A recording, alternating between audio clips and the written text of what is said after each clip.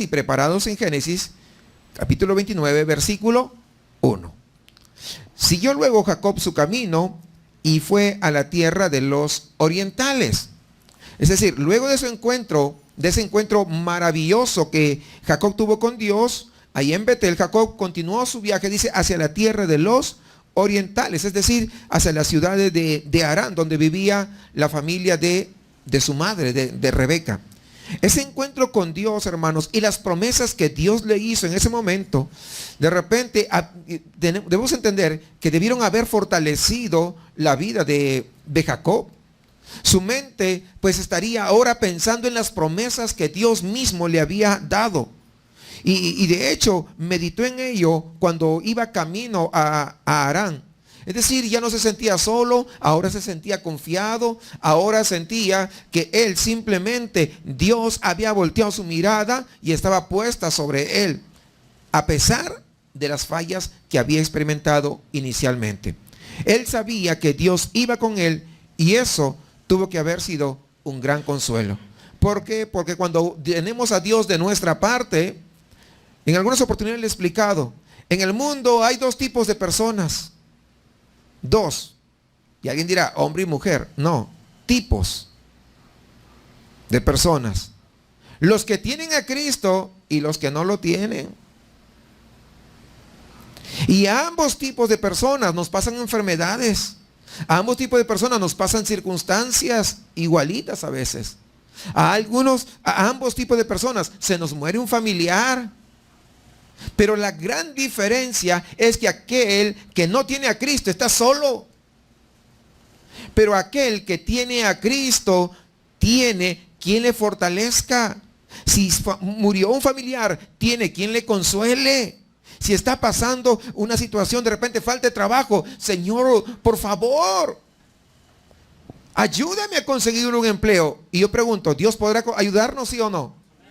¿Verdad? Porque Dios todo lo puede. Y es más, Él se regocija en bendecir a sus hijos. Es lo que dice la palabra de Dios. Él desea bendecir a sus hijos. Entonces, en las diversas situaciones, el que tiene a Cristo, pues ya no está solo. Por eso que podemos transitar en este camino, en este mundo, confiadamente. Confiadamente. No es que nosotros somos más fuertes que el otro, que no tiene. No, es que, como dice ese coro, el gozo del Señor, mi fortaleza es. ¿No? El Señor es nuestra fortaleza. Oye, pero si te veo que estás con una situación bien difícil y complicada y no te veo agüitado, yo en tu caso me hubiera muerto, dicen algunos. ¿Verdad? Bueno, y la diferencia es que yo tengo a Cristo. Esa es la diferencia. Yo tengo a Cristo. Oye, mira cómo te está haciendo. ¿Por qué no te defiendes? Pues yo tengo quien me defienda y es más grande que yo. Porque si yo me defiendo, pues de repente me sale el tiro por la culata. ¿Sí entienden ese dicho, verdad? Pero cuando Dios me defiende, Él hace todas las cosas perfectas. ¿Ok? Entonces ya no se defiende usted. ¿Ve que no hay amenes? Bueno, sigamos. Versículo 2. Sigamos ahí. ¿Tengo su Biblia? Yo no los veo con sus Biblias algunos. Se les quedó. Como yo me fui a Guatemala, ya no he supervisado las Biblias. Bueno, prendan las Biblias, pues. Ok. Versículo 2. Y miró y vio un pozo en el campo, y he aquí 3 rebaños de ovejas que yacían cerca de él, porque de aquel pozo abrevaban los ganados, y había una gran piedra sobre la boca del pozo. Y juntaban allí todos los rebaños, y revolvían la piedra de la boca del pozo, y abrevaban las ovejas, y volvían la piedra sobre la boca del pozo a su lugar. Y les dijo Jacob: hermanos míos, ¿de dónde sois? Y ellos respondieron: de Harán somos. Él les dijo: ¿conocéis a Labán, hijo de Nacor? Y ellos dijeron: sí, le conocemos. Y él les dijo: ¿está bien? Y ellos dijeron: bien. Y he aquí Raquel su hija viene con las ovejas. Y él dijo: he aquí, es aún muy de día, no es tiempo todavía de recoger el ganado. Abrevad las ovejas e id a apacentarlas. Y ellos respondieron: no podemos hasta que se junten todos los rebaños y remuevan la piedra de la boca del pozo para que abrevemos las ovejas. Mientras él aún hablaba con ellos, Raquel vino con el rebaño de su padre, porque ella era la pastora. Tenía su profesión, pastora. Por la providencia de Dios, o la diosidencia, ¿no? Decimos a veces. Jacob llega a un pozo ahí en el campo. Y no era cualquier pozo, sino que era el lugar donde la hija de Labán, Raquel, daba de beber a las ovejas de su padre. ¡Qué extraordinario! O sea, es tan... Fíjense, hermanos, cómo cuando Dios ya tiene planes y propósitos, uno llega al lugar exacto. ¿Cómo? Pues Dios, no hay de otra. Yo recuerdo cuando falleció mi papá, yo tenía 12 años de edad. Y tenía que yo ir, pues yo soy el mayor, el único hombre en la casa.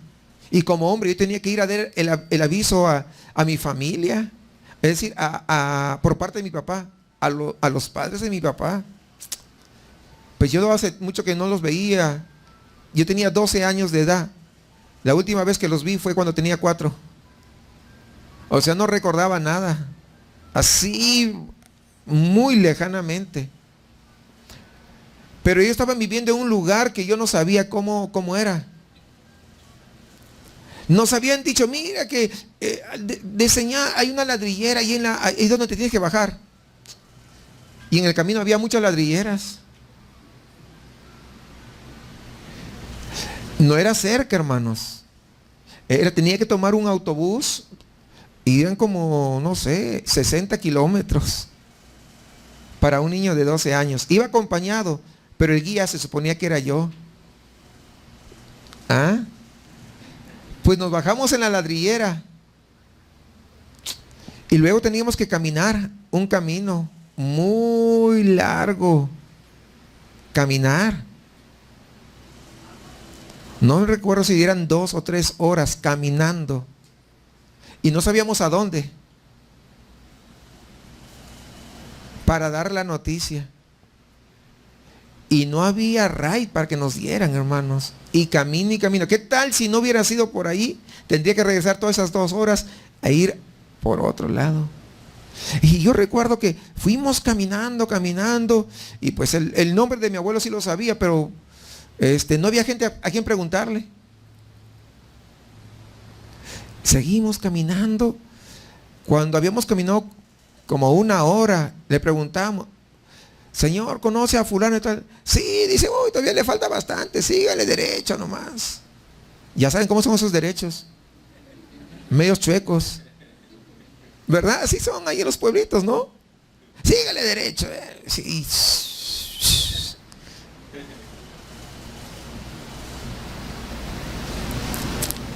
Llegamos allí a una escuela y le preguntamos: sí, está ahí a la vueltita, no, a la vueltecita.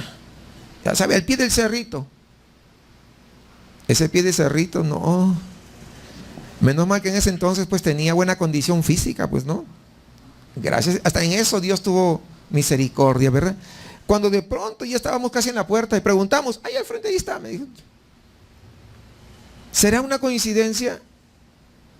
No, hermanos, Dios guía nuestros pasos. Llegamos, dimos la noticia y regrésate nuevamente.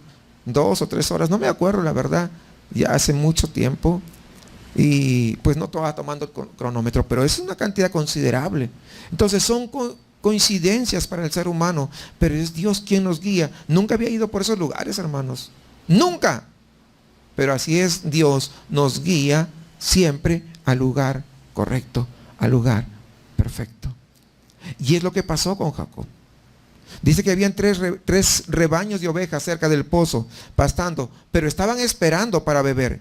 Y Moisés, que es el que escribe este libro, sí recordamos que es Moisés el que escribe este libro, pone énfasis sobre el tamaño de la piedra que estaba tapando el pozo, para explicar por qué juntaron todas las ovejas en ese lugar. Las ovejas que Jacob vio en ese momento, pues eran ovejas de otros pastores, y Jacob los saluda cordialmente al estilo del Medio Oriente, no les saluda como hermanos. No significa que eran sus hermanos necesariamente de sangre, sino es una forma cordial de poder saludarlos. Y cuando Jacob descubrió que eran pastores de Harán, de inmediato pregunta por Labán, porque a él era el que iba a buscar. Y fue informado que su hija era pastora, ¿verdad? La pastora de las ovejas de su padre. Pues él se sorprendió.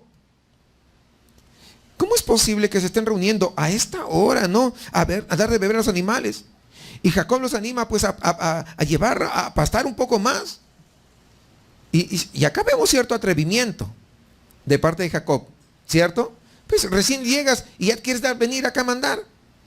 Pues como que no, ¿verdad? Pero es lo que estamos viendo acá.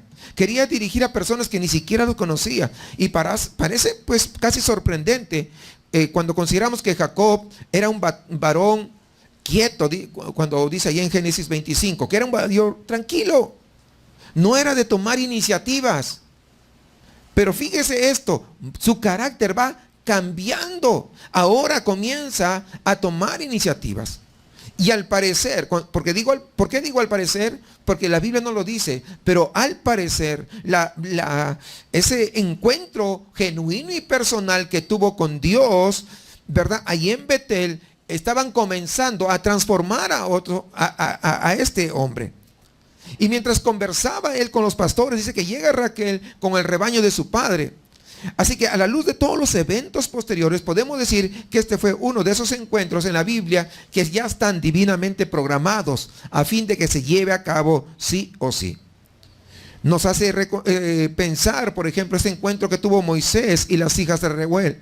Cuando Moisés huía de Egipto, porque ya sabemos lo que había pasado ahí en Egipto, ¿verdad?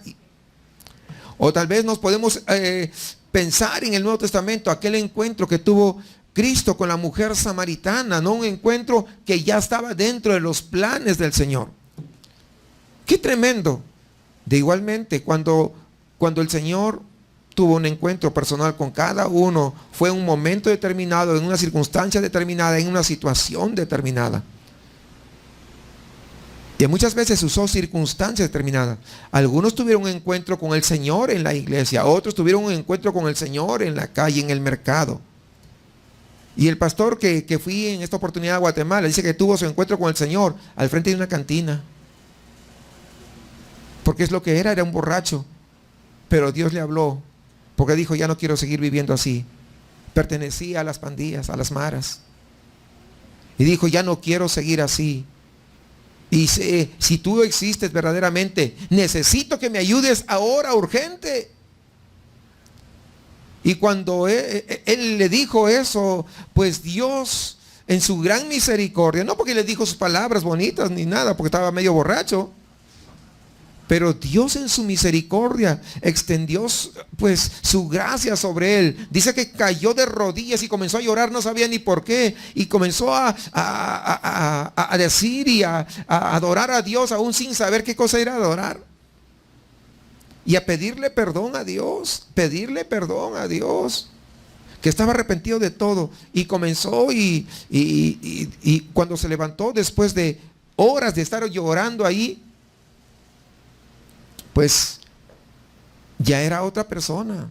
Se fue a su casa y lo echaron porque había traicionado a la religión oficial. Ahora toda su familia es cristiana, hermanos.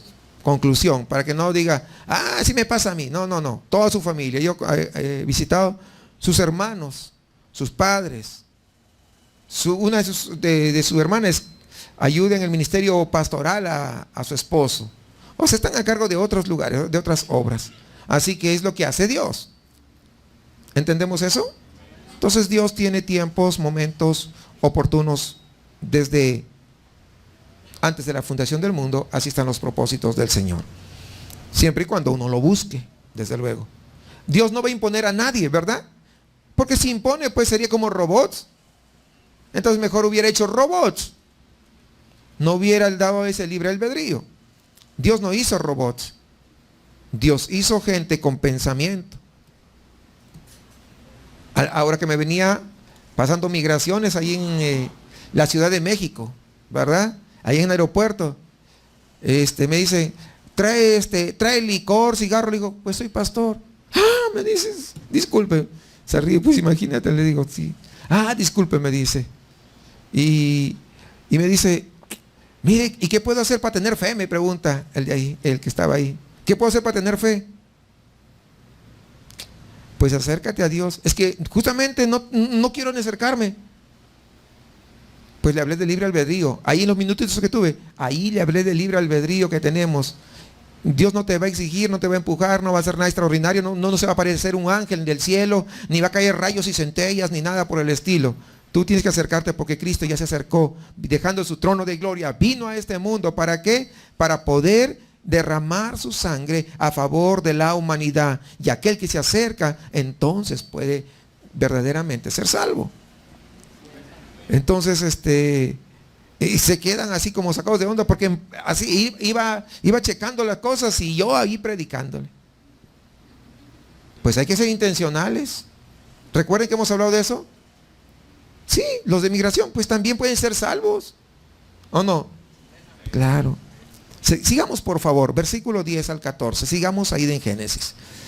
Y sucedió que cuando Jacob vio a Raquel, hija de Labán, hermano de su madre, y las ovejas de Labán, el hermano de su madre, se acercó Jacob y removió la piedra de la boca del pozo y abrevó el rebaño de Labán, hermano de su madre. Y Jacob besó a Raquel y alzó su voz y lloró. Y Jacob dijo a Raquel que él era hermano de su padre y que era hijo de Rebeca. Y ella corrió y dio las nuevas a su padre. Así que oyó Labán las nuevas de Jacob, hijo de su hermana, corrió a recibirlo y lo abrazó, lo besó y lo trajo a su casa. Y él contó a Labán todas estas cosas. Y Labán le dijo, ciertamente, hueso mío y carne mía eres. Y estuvo con él durante un mes. Lo primero que vemos aquí que cuando Jacob ve a su prima Raquel, pues se emociona y se identifica quién es él. Y aquí hay dos acciones resaltantes o sorprendentes de parte de Jacob. En primer lugar, el hecho de que Jacob besara a Raquel. Y esto es sorprendente, hermanos, considerando que recién se conocían y que no habían sido formalmente presentados por los padres. O sea, es sorprendente. Seguro que la acción que toma Jacob, pues debió haberle pues agarrado por sorpresa a Raquel, ¿no? Imagínense, apenas ni lo presentaron, él se presentó y ya la besó. No, es en primer lugar. En segundo lugar, ahora vemos a un Jacob intrépido que hizo el mayor esfuerzo para quitar la piedra del pozo y dar de beber a las ovejas de su tío Labán. Antes no, era un haragán. ¿Recuerdan? Consentido. El hijito de mami. ¿Verdad? Eso era. Pero ahora es diferente. Ahora él está tomando esa delantera, ese empuje, ese arrojo. Ahora, si ustedes recuerdan, en Génesis 24, Rebeca dio de beber a los camellos del siervo de Abraham. ¿Recuerdan ustedes? Pero ahora los roles como que se dan la vuelta, se invierten. Y ahora que Jacob es el que da de beber a los animales de la hija de Labán. Cosa contraria a la primera oportunidad. Entonces, al descubrir que Jacob era su primo de tierras lejanas, Raquel pues corre a la casa para dar la noticia a su padre. Y dice que Labán esta vez corrió a recibirlo, lo abrazó, lo besó y lo trajo a su casa. A la luz de lo que aprenderemos posteriormente de Labán y de lo que ya vimos ahí en Génesis 24, podemos sacar alguna conclusión. Podríamos pensar de que esta bienvenida que le estaba dando era un tanto interesada. ¿Ustedes se acuerdan cuando vino el siervo de Abraham? ¿Sí se acuerdan ustedes? Vino cargado de joyas y 10 camellos, ¿no? Y traía un montón de cosas. Pues y Labán dijo, wow, me voy a forrar bien, ¿no? Así que Si se acuerdan todo de ese pasaje, ¿verdad? Estoy hablando en otras palabras, pero pues ya lo hemos estudiado. Entonces, pero ahora viene y dice, no, pues si viene de la descendencia de ella, debe traer mucho dinero, muchas joyas. O sea, la bienvenida no era de gratis. Pues parecería que era un tanto interesada. Quizá Labán esperaba que Jacob viniendo venía con ciertos bienes materiales como lo hizo el siervo de Abraham, pero no. Qué sorpresa tan tremenda cuando vio a Jacob llegar con las manos vacías. Oye, ¿y tú? No, ¿dónde están tus camellos? Venía sin nada. ¿Usted se imagina? A veces sucede eso, por ejemplo, cuando a veces las muchachas dejan impresionar por un muchacho, ¿no? Que se viste aparentemente bien y todo, y comienza bien. Ay, llévame a tus padres. No, que todavía, que no sé qué, que no sé cuánto. Y nunca quieren ir a la casa, hasta que a veces lo sorprende. ¿Y dónde vivía? Pues vivía por la Indepe. No estoy menospreciando, ¿verdad? Pero decía que vivía por la colonia del Valle. Y dice, y yo que pensé que eras de allá. No, o sea, ¿se dan cuenta? Y eso más o menos. Pero eso sucede que en las personas interesadas. Oye, ¿y los camellos? No, pues vine yo solito. Qué sorpresa, ¿no? La otra diferencia entre Jacob y el siervo de Abraham es que mientras el siervo de Abraham quiso volver a su casa lo más pronto posible, porque es lo que él dijo, no, ya quiero regresarme, yo vengo a lo que vengo y me voy. Sin embargo, Jacob, él no tenía apuro de volver con sus padres, porque sabemos de dónde venía, ¿no? Venía con situaciones difíciles. Por eso Moisés nos informa que Jacob estuvo con él, ¿cuánto? Un mes, ¿verdad? Con Labán. Un mes. Qué visita tan larga. Y durante este primer mes, pues, ocurrieron dos cosas. Número uno, Labán se dio cuenta que Jacob era un buen trabajador. ¿Cómo lo sabemos? Pues en el versículo 15 es lo que nos dice. Vayamos al 15, luego regresamos, no se preocupen. Dice, entonces dijo Labán a Jacob, por ser tú mi hermano, ¿me servirás de balde? Dime, ¿cuál será tu salario? Según un comentarista, en la cultura del antiguo Medio Oriente, se le permitía a una persona quedarse y disfrutar de hospitalidad por 3 días. Ven, disfruta a todo lo que da 3 días. Pero al 4.º día debería dar su nombre, y no solamente su nombre, sino cuál es el asunto por lo que tú has venido a mi casa. Pero si se quedaba más tiempo, más de los 4 días, estaba obligado a trabajar para poder sostenerse. Esa era la cultura. Y Jacob cumple con esto. Luego de unos días de disfrutar la hospitalidad que su tío le ofrece, pues, ¿qué pasó? Ofrece a Labán sus servicios, ¿no? Comienza a trabajar para él. Y ante este ofrecimiento, Labán le pregunta, ¿me servirás de balde? Evidentemente, Jacob ya estaba trabajando en la casa de Labán, pero sin recibir un sueldo o beneficio. Eso es en primer lugar. En segundo lugar, vemos que Jacob se enamora de Raquel. O sea, no estaba trabajando de balde. Ya estaba poniendo los ojos, ¿verdad?, en la hija. ¿Cómo sabemos? Pues el versículo 18 dice, y Jacob amó a Raquel y dijo, yo te serviré 7 años por Raquel, tu hija menor. De hecho, el nombre Raquel significa oveja, ¿verdad? Y es interesante notar que esta palabra se usa para describir al Señor. ¿Recuerdan ustedes Isaías 53? Cuando dice, como oveja delante de sus trasquiladores. ¿Se acuerdan ustedes? No, qué interesante, ¿no? Cuando vamos hilvanando las cosas, vemos, wow, mira, o sea, no es una mera casualidad. Allí también está reflejado. Si Labán se percató que Jacob era un buen trabajador, entonces yo pregunto, ¿no era más fácil darse cuenta que él estaba enamorado de la hija? Desde luego que sí. O sea, Labán pues no era tonto. Él sabía y quería aprovechar muy bien. Y es posible que Labán hubiera ofrecido un trato con Jacob, percibiendo pues ya lo que iba a pasar entre Jacob y su hija. No, o sea, estos, aunque yo me oponga, estos ya seguro que algo va a pasar. Así que mejor me adelanto y hago un trato. Lo que sucede en la relación entre Jacob y Labán, no solamente, hermanos, es muy interesante, sino que va a tener muchas consecuencias para el futuro. No solamente el futuro de Jacob, sino para el desarrollo del plan de Dios para la salvación de este mundo. Y vamos a ver este acuerdo entre Labán y Jacob. Así que vamos desde el versículo 15 nuevamente y vamos a leer de corrido hasta el 20 para comprenderlo. Fíjense lo que dice. Entonces dijo Labán a Jacob: por ser tú mi hermano, ¿me servirás de balde? Dime cuál será tu salario. Y Labán tenía 2 hijas, el nombre de la mayor era Lea y el nombre de la menor Raquel. Y los ojos de Lea eran delicados, pero Raquel era de lindo semblante y de hermoso parecer. Y Jacob amó a Raquel y dijo: yo te serviré 7 años por Raquel, tu hija menor.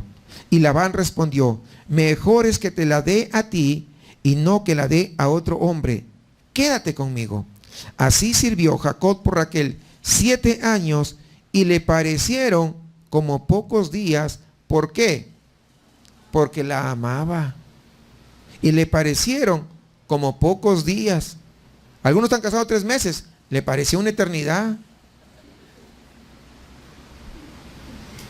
¿Por qué se ríe?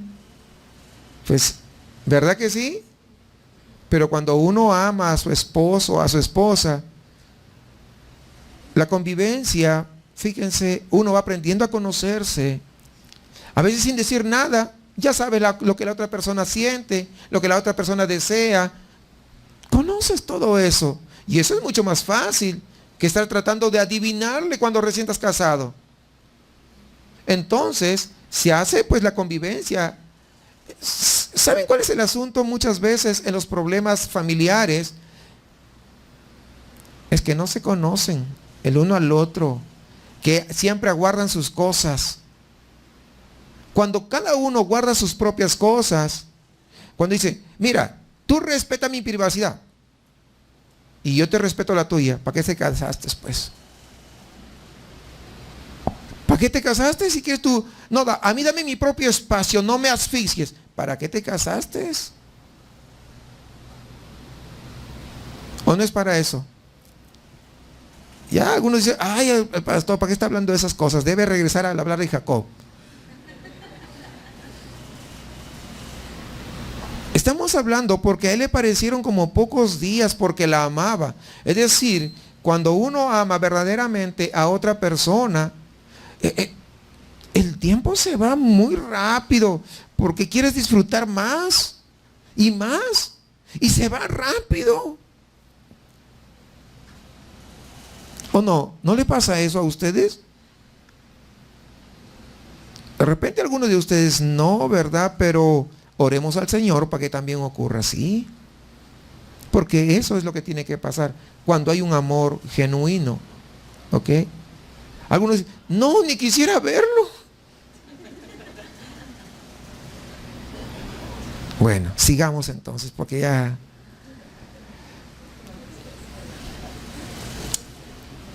Al proponer que Jacob trabaje por él, lo que Labán hace es permitir a Jacob nombrar su sueldo. Dime, ¿cuál será tu salario?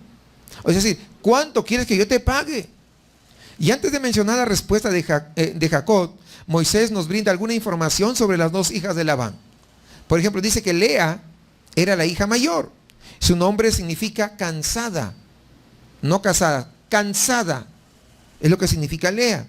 O también significa menospreciada. ¿Qué nombre medio extraño dirán, no? Así, en el primer caso, este nombre apuntaría a cierta debilidad física o emocional. O sea, cansada físicamente o emocional. Nació cansada, pues. ¿Por qué se ríen? ¿Han visto personas así? Más o menos es la idea, ¿no? Recuerden algo, que ellos daban un nombre basados en ¿qué?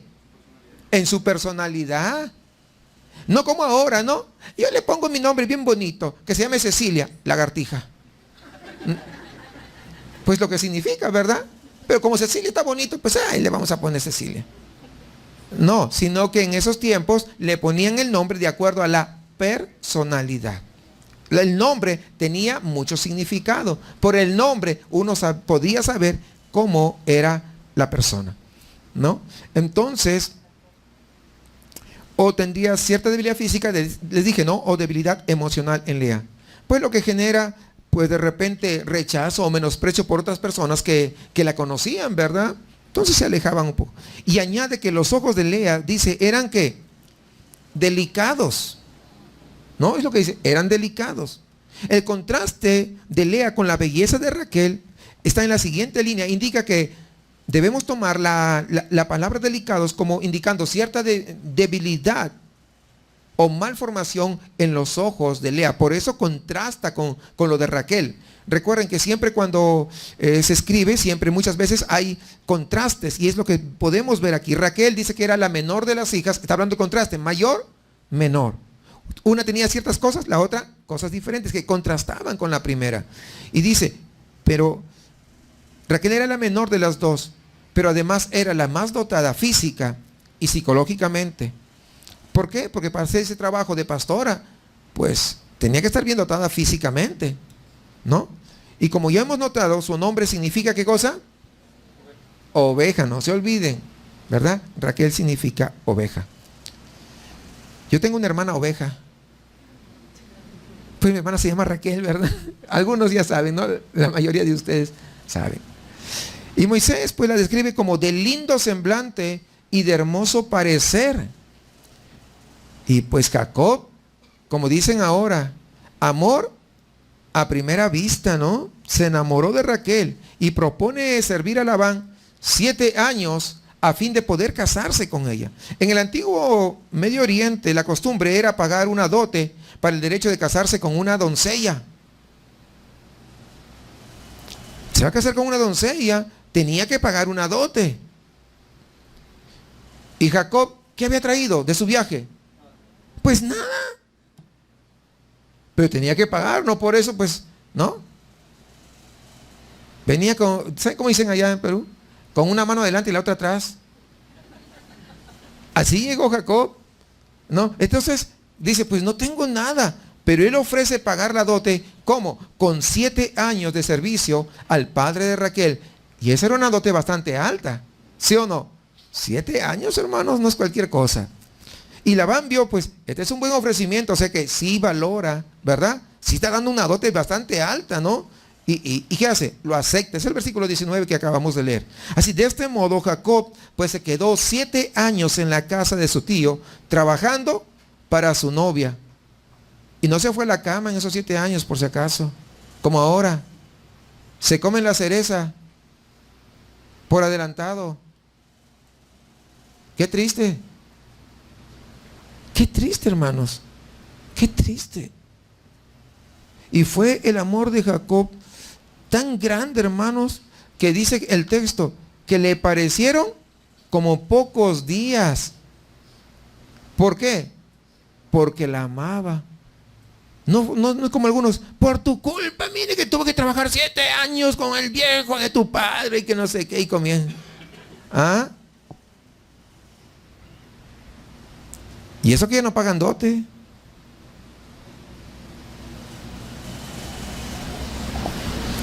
Pero acá vemos que lo amaba verdaderamente. Entonces una expresión de amor es eso también. Vamos a ver ahora el engaño de Labán, porque no todo es color de rosas. Veamos, versículo 21 al 25. Entonces dijo Jacob a Labán, dame mi mujer, porque mi tiempo se ha cumplido para unirme a ella. Pues ya tiene que ser mi esposa y de cumplir los 7 años. Entonces Labán, ¿sabe cuántos años tenía? No sé si ustedes recuerdan. Tenía más de 40 ya. Imagínense. Y trabajó 7 años. Qué tremendo, fíjense. No dijo, se me va a pasar el tren, tengo que apurarme. No, se cuidó y llegó. Entonces Labán juntó a todos los varones de aquel lugar e hizo banquete. Y sucedió que a la noche tomó a Lea su hija y se lo trajo, y él se llegó a ella. Está hablando de Jacob. Y dio Labán a su sierva Silpa, a su hija Lea, por criada. Venida la mañana, he aquí que era Lea. Y Jacob dijo a Labán: ¿qué es esto que me has hecho? ¿No te he servido por Raquel? ¿Por qué pues me has engañado? ¡Qué tremendo! Después de haber trabajado 7 años, ahora Labán actúa como si no hubiera habido un acuerdo con Jacob. Y se tiene que hacerle recordar que él había trabajado, pero era por Raquel, no por Lea. Labán pues hace la fiesta de matrimonio, le hace recordar porque ni se había acordado este Labán. ¿No? ¿Usted cree que no se había acordado? A ver. Con seguridad se había acordado. Pero Jacob, Labán, ya pasaron los 7 años. Pues ya, cúmpleme, ¿verdad? La dote está pagada. Ahora, pues necesito, ¿verdad? Entonces, ¿qué hace Labán? Bueno, está bien. Está bueno, pues vamos a hacer la fiesta, ¿no? Y organiza la fiesta de matrimonio para Jacob. Pero en vez de darle a Rebeca como esposa, ¿a quién le da? A Lea. Vemos las intenciones de Labán. Es obvio, ¿cuáles eran las intenciones? Pues asegurar los servicios de Jacob por otros 7 años gratis. Este sí que se la sabía. Y Jacob dice que no se da cuenta de inmediato. ¿Por qué no se dio cuenta? Porque imagínense, pues toda una semana de fiesta. Ya estaba medio.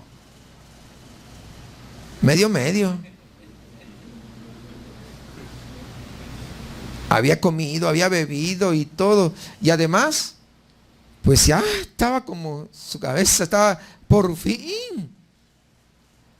Y además no había iluminación como el día de hoy. Y a la novia se le entregaba ¿cómo? Con el velo que le cubría todo el rostro. No como ahora, ¿verdad?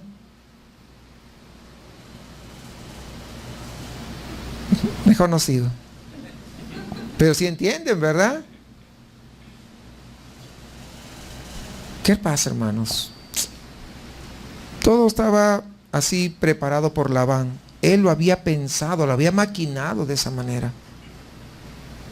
Jacob, además que Lea, pues dijo, fue fácil para ella hacerlo. No habló durante toda la noche, no distinguió la voz. Como el estado como se encontraba Jacob, pues de repente lo que menos quería era platicar. Y al día siguiente se da cuenta del engaño de Labán. Y por primera vez en su vida, él siente en carne propia lo que significa ser engañado. De Dios nadie se burla. Escuchen bien. De Dios nadie se burla. Él dijo, no, pues ya pasaron tantos años, ya me salvé, ¿cierto? Porque él había engañado. Él había engañado a su hermano Esaú. Pero ahora a él lo están engañando. ¿Ustedes se imaginan? El que era el rey de los tranzas, ahora cayó. ¿Cómo se siente? ¿Cómo se debe haber sentido, no? Me lo hicieron a mí. Y eso tiene que haber, pues, calado profundo. Porque le debieron haber traído recuerdos de lo que él había hecho con anterioridad. ¿Por qué no se dio cuenta? Ya les estaba explicando Jacob. Es muy probable, hermanos, es muy probable que Labán hubiera hecho el cambio de las hijas a última hora, al momento ya casi de la entrega. Y por la oscuridad, pues entonces, no se percató del cambio hasta el día siguiente, ¿verdad? No se sabe, no hay los detalles, pero son especulaciones que podríamos hacer, ¿no? Pero se supone que en la fiesta estaba ahí Raquel, ¿no? Se supone que pues ahí, pero al momento de entregarla, ya como la costumbre es, hizo un cambio de último minuto. Pero eso ya lo tenía pensado Labán. Entonces viene el nuevo acuerdo. Veamos, versículo 26 al 30. Este nuevo acuerdo entre Labán y Jacob. Entonces, pues vemos que Jacob se va encima, comienza a increparle a Labán y Labán respondió: no se hace así en nuestro lugar, que se dé la menor antes de la mayor. Cumple la semana de esta y se te dará también la otra por el servicio que hagas conmigo otros 7 años. O sea, lo tenía preparadito, ¿se da cuenta? ¿Se da cuenta que Labán no era un tonto? Lo tenía preparado. Todo. Aún el día de hoy hay algunos Labanes también. Conozco por ahí algunos Labanes que venden a sus hijas, aunque usted no lo crea, al mejor postor. Y es triste. O sea, él ya tenía su plan preparado. E hizo Jacob así. Y cumplió la semana de aquella, y él le dio a Raquel, su hija, por mujer, y dio Labán a Raquel, su hija, su sierva, Bila, por criada, y se llegó también a Raquel, y la amó también más que a Lea, y sirvió a Labán aún otros 7 años. Frente al reclamo que hace Jacob, Labán, ¿qué hace? Presenta una excusa, alegando: no, este es un asunto cultural. Mira, tú de donde tú vienes, de tierras lejanas, no es así. Pero acá no se puede dar a la hija menor antes que a la mayor. La mercadería va en orden de salida. ¿Verdad? Así. La mayor es primero, si no, no se puede. Y pues, entonces Jacob, al no conocer la cultura, ¿verdad? De Harán, donde estaban, pues dice: pues no me queda otro. Así que, ¿qué hace Labán? Pues consigue los servicios gratis de Jacob por otros 7 años. Todo estaba fríamente calculado. O sea, él fue el inventor del chapulín colorado. Así que no es de ahorita. ¿Se dan cuenta? Que ya desde ahí, hermanos. Sin embargo, Jacob, ya conociendo el carácter de Labán, ¿qué hace? Pide su sueldo por adelantado. ¿Sí se da cuenta? Es lo que hace. No, Labán, tú eres un tramposo, así que dame mi sueldo por adelantado. Y por eso que le es entregada Raquel, ¿no? Entonces, y logra casarse con Raquel una semana después. ¿Cómo se habrá sentido Lea en esta situación? Porque Lea tiene que haber estado muy de acuerdo para también sucumbir a eso. ¿Cómo debe haberse sentido Raquel? No lo sabemos. Sin embargo, aquí el texto bíblico refleja la cultura machista de ese tiempo, aunque no lo condona, aunque no lo perdona, aunque no dice que está de acuerdo. Jacob, podemos ver en este pasaje que hemos leído, experimentó la retribución por sus hechos en relación con su hermano Esaú. Él engañó, ahora él también fue engañado. Muchas veces, hermanos, vamos a experimentar una justicia años después de los acontecimientos, con lo cual podemos ver que nada se escapa del control de la mano de Dios. Nada, nada. No pensemos que algo, porque Dios de inmediato no te castiga, no pasa nada. A veces hay situaciones que quisiéramos que ya terminen de inmediato. Hay situaciones muy complejas, hermanos, que a veces pasan. Pero Dios, ¿por qué no castigas esta situación? ¿Por qué no me haces justicia? ¿Por qué ya no intervienes de una vez si es que ya no soporto? Bueno, ¿qué está haciendo Dios? ¿Está trabajando? Claro que sí. ¿En qué? Primero en nosotros. ¿En qué? En ser dependientes de Dios. En segundo lugar, está trabajando, sí, en nuestro carácter de poder soportar, de poder amar a pesar de. ¿Y eso significa que esta persona se va a salir con la suya? No. ¿Por qué? Porque a Dios no se le va nada de las manos. Muchas veces hay un gran problema entre las personas. ¿Saben cuál es? Un problema que es tremendo y que va creando raíces muy profundas. ¿Saben cuál es? La falta de perdón. ¿Por qué? Porque dice, si yo lo perdono, pues se va a salir con las suyas. No se va a salir con las suyas. Nada. Lo que estamos haciendo es entregarle nuestro dolor, nuestra culpa. Le estamos poniendo en las manos del juez justo del universo. Que Él sea el que emita justicia. Nosotros no podemos. Una vez una persona era cristiana. Bueno, es lo que dice. Un compañero de trabajo agarró, ¡pum!, le dio uno en la cara. Y pues no se quedó. No, se le salió el apellido, se olvidó que era cristiano. Y no le agarró uno, le agarró 3. ¿Y qué hizo? Lo llevó, tuvieron que llevar al hospital. ¿Y cree que salió con la suya? No, ¿sabe qué? No solamente tuvo que pagar los gastos del hospital, sino que lo llevaron preso por dárselo de listo. No, es que ya me llegó hasta la coronilla. Puede llegarte hasta los pelos que no tienes, pero da lo mismo.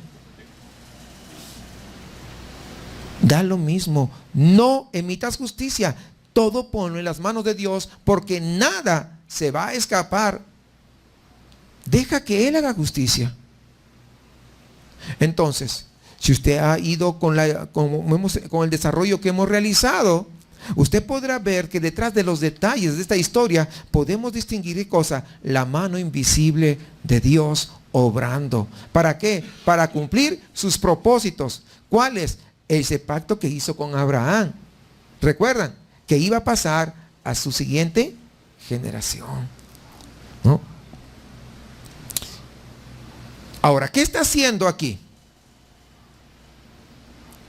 ¿Sabe qué está haciendo? A ver, ya estoy terminando. Así que atento porque ya estoy... ¿Qué está haciendo aquí? ¿Sabe qué está haciendo? Entre otras cosas, lo que Dios está haciendo es puliendo el carácter de Jacob. Está puliendo su carácter. Porque cuando nosotros llegamos a los caminos del Señor, nuestro carácter pues es medio arrevesado. Y necesitamos que Dios lo pula, que Dios lo cambie, que Dios lo transforme, que Dios moldee nuestro carácter. ¿Cuántos entienden que necesitamos que Dios haga eso? Porque no llegamos perfectos. Justamente porque no llegamos perfectos a los pies del Señor, es que necesitamos que Él haga un cambio. Es que necesitamos que Él intervenga. Ahora, ¿qué prefieres? Escúchame. ¿Qué prefieres? ¿Que Dios te pula a través de una circunstancia o que ponga su dedo en tu vida para que te transforme? ¿Qué prefieres? Si pone tu dedo, te mueres. Si Dios pone su dedo sobre ti, te mueres. Entonces, ¿qué prefieres? Mejor la circunstancia. Porque es a través de las circunstancias que nuestro carácter es formado, hermanos. Es a través de ello.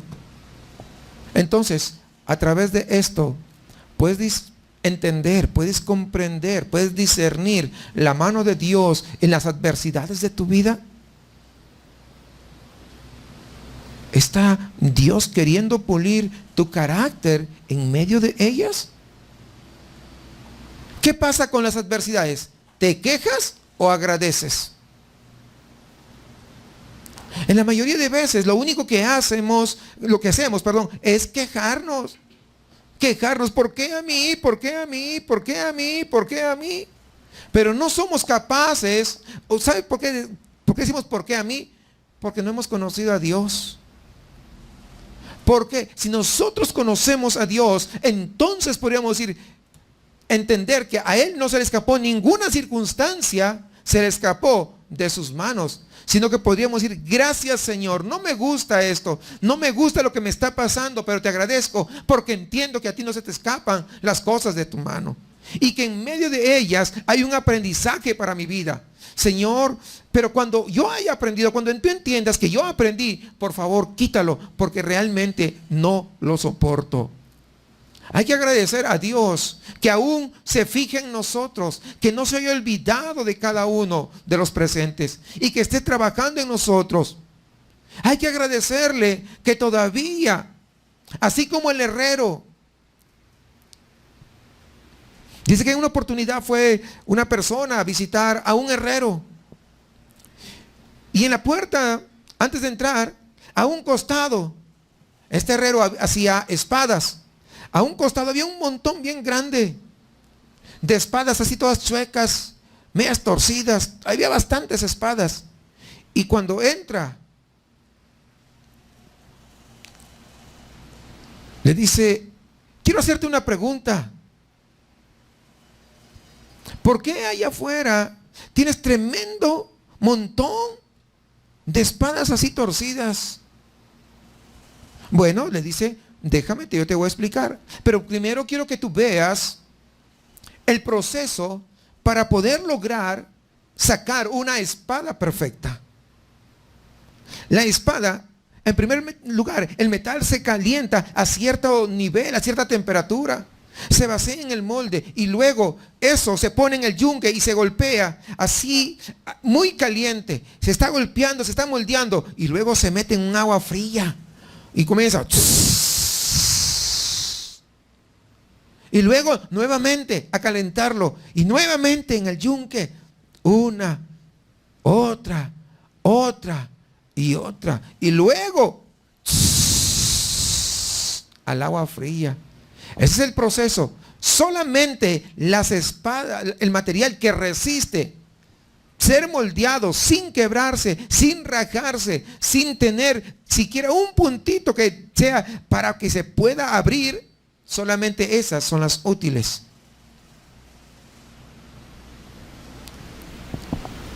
Yo trabajo de esta manera. Cuando termino mi labor, yo verifico que no tenga ni un puntito, ni una manchita, ni una rajadura, por más pequeña que sea, no va a pasar. Porque estas espadas son verdaderas, son para combatir. Son armas que tienen que estar perfectas. Y la única manera es metiéndolo a lo caliente y luego al frío. Es el proceso que lleva. Y todas las espadas que están afuera, todas no pasaron el proceso. Algunas están rotas a la mitad, otras tienen pequeñas brechitas. Ninguna de esas. Y esas ya no sirven para nada. Pero no puede ser, no, ya no se puede usar para nada. Simplemente no sirven, se desecharon. Tal vez tú estés pasando en lo frío o tal vez en lo caliente. Pero si Dios está trabajando contigo, dale gracias. Que no eres parte de ese montón de espadas que está afuera, que no tiene ningún uso y que no sirve absolutamente para nada. Deberíamos agradecer que Dios todavía se acuerda de nosotros y sigue trabajando, el fiel maestro.